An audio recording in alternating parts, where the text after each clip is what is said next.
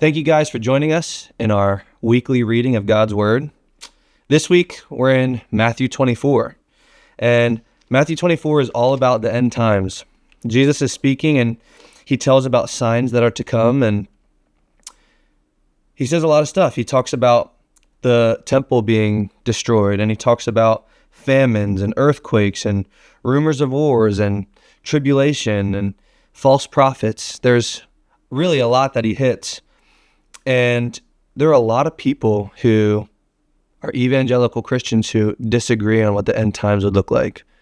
A lot of different opinions from a lot of trustworthy people. And so I don't want to get into the weeds on all of the details of what Jesus is talking about here. But what I do want to talk about is something that probably everyone can agree on. And probably everyone can agree on this. There is at least one event yet to come in the end times. We are not yet in the new heaven and new earth where things are perfect, because as you look around, there's imperfection. And so we are still building towards something. And so as I read Matthew 24, what I am encouraged to do and what I hope you are encouraged to do is this. We are on mission. We are on mission to build God's kingdom here on earth.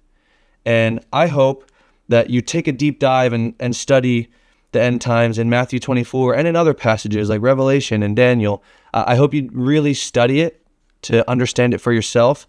But in the meantime, we know that end times, some of them at least, are still coming. And we are building God's kingdom here. So be about God's business. Disciple people. Carry out the Great Commission. Evangelize. Share the gospel. We are on mission to help build God's kingdom here on earth. And I hope that in light of the end times, you will do that. If you have missed some of the readings, it's totally okay. We encourage you to get back with it, and we will see you next week for next week's chapter of what we've been reading.